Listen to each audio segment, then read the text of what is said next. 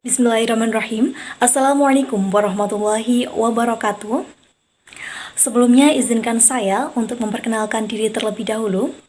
Perkenalkan, nama saya Lufiana Widyaningrum dengan NIM 2280 2241018 dari kelas Pendidikan Administrasi Perkantoran A Angkatan 2022 Fakultas Ekonomi dan Bisnis Universitas Negeri Yogyakarta. Video ini dibuat untuk memenuhi tugas ujian tengah semester mata kuliah Media Pembelajaran Administrasi Perkantoran dengan dosen pengampu Bapak Dr. Sutirman MPD dan juga Bapak Wahyu Hidayat SPD MM. Pada kesempatan kali ini, saya akan memaparkan salah satu submateri dari mata pelajaran Manajemen Pemasaran dan Layanan Bisnis, yaitu e-commerce. 5 pokok pembahasan yang akan saya bahas pada video kali ini. Yang pertama ada definisi e-commerce, yang kedua ada tipe e-commerce, yang ketiga ada mekanisme transaksi elektronik, yang keempat ada kelebihan e-commerce, dan yang terakhir yaitu ada kekurangan e-commerce. Baik, pembahasan yang pertama yaitu ada definisi e-commerce menurut beberapa ahli. Yang pertama ada menurut Akbar dan Alam tahun 2020. Beliau mengemukakan bahwa e-commerce merupakan pembelian, penjualan, dan pemasaran barang dan jasa melalui sistem elektronik seperti televisi, radio, dan komputer atau jaringan internet. Kemudian pendapat dari Riswandi 2019, e-commerce merupakan satu set dinamis ekonomi, aplikasi, dan proses bisnis yang menghubungkan perusahaan konsumen dengan komunitas tertentu melalui transaksi elektronik dan perdagangan barang, pelayanan atau jasa, dan informasi yang dilakukan secara elektronik.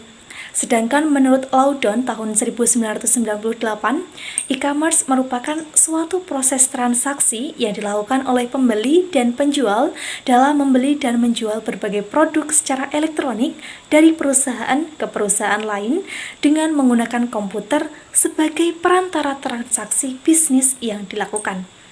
Dari beberapa definisi para ahli di atas, dapat disimpulkan bahwasannya definisi e-commerce itu merupakan sistem dalam melakukan jual beli barang maupun jasa melalui media elektronik yang memberikan kemudahan transaksi baik untuk penjual maupun pembeli.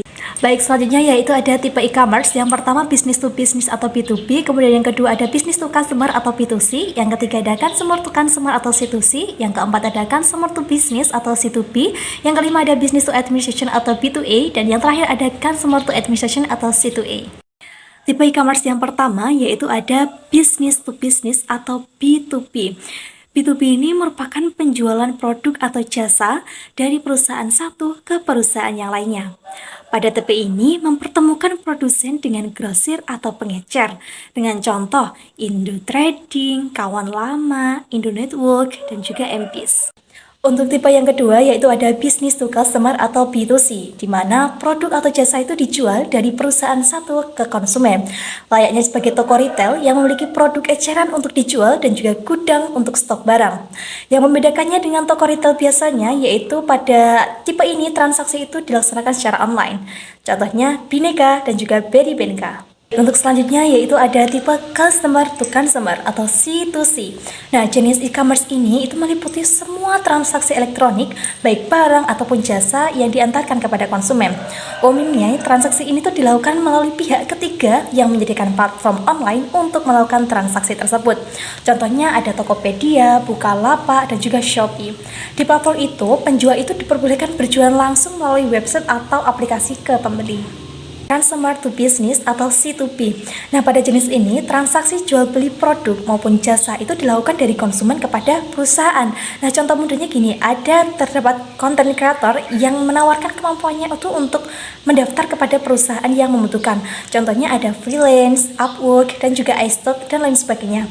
Nah, ini tuh menjadi wadah bagi para freelance dari berbagai bidang untuk menawarkan keahlian masing-masing.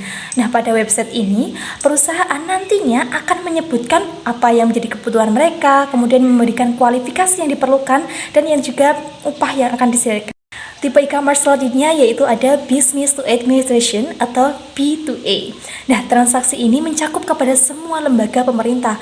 Contohnya www.pajak.go.id, kemudian ada www.allianz.com, dan juga BPJS Kesehatan. Nah, perusahaan itu dapat melakukan proses transaksi atas jasa yang didapatkan langsung kepada lembaga pemerintah. Tipe e-commerce yang terakhir yaitu ada Consumer to Administration atau C2A. Jadi pada tipe ini semua transaksi itu dilakukan antara individu dengan administrasi publik. Contohnya ada pendidikan yang meliputi penyebaran informasi, pembelajaran jarak jauh, dan lain sebagainya. Kemudian yang kedua ada jam sostek yang meliputi penyebaran informasi, pembayaran, dan lainnya. Yang ketiga ada pajak yang meliputi pengajuan pajak, pembayaran pajak, dan lain sebagainya. Dan yang terakhir ada kesehatan, itu tuh meliputi janji pertemuan, informasi mengenai penyakit, pembayaran layanan, dan lain sebagainya. Mekanisme transaksi elektronik diawali dengan pembeli melakukan pemesanan, kemudian pesanan itu akan masuk ke keranjang, dan kemudian si pembeli itu melakukan pembayaran. Kemudian setelah melakukan pembayaran mendapatkan laporan bahwasanya pesanan itu sudah dibayar. Kemudian penjual itu akan menyiapkan pesanan dan juga dikemas, dan pesanan itu akan dikirimkan kepada pembeli, dan yang terakhir adalah pembeli menerima pesanan itu sendiri. Baik, materi selanjutnya yaitu ada kelebihan e-commerce. Yang pertama, memiliki berbagai pilihan produk dan layanan yang luas. Jadi, pilihan produk pada e-commerce itu cenderung lebih bervariasi, detail, dan layanan yang menjangkau seluruh area. Selain itu, dengan adanya e-commerce, pembeli mendapatkan informasi, bisa itu terkait produk yang diinginkan, tipe, ukuran, warna, berat, dan lain sebagainya. Bahkan yang paling penting itu pembeli bisa membandingkan harga dari toko satu dengan toko yang lainnya. Kemudian kelebihan yang kedua adanya singkatnya rantai distribusi. Jadi pengecer pertama dapat dengan cepat menemukan konsumen yang memenuhi tujuan mereka. Dengan adanya e-commerce menjadikan jembatan langsung untuk mempersingkat rantai distribusi antara penjual dan juga pembeli. Kelebihan yang ketiga yaitu ada belanja menjadi lebih fleksibel. Sistem pembelian yang relatif sederhana dan fleksibel, serta metode pembayaran yang bisa disesuaikan dengan pertimbangan, situasi, dan kondisi menjadi kemudahan untuk pembeli. Dan kelebihan yang terakhir yaitu adanya efisiensi biaya. Pembeli yang berbelanja pada toko online mendapatkan kemudahan pada proses pembelian produk. Di antaranya, hemat energi, waktu, tenaga untuk perjalanan, agar bisa mendapatkan produk yang diinginkan. Biasanya di toko online itu terdapat diskon atau potongan harga secara besar-besaran yang membuat konsumen itu lebih tertarik untuk berbelanja secara online.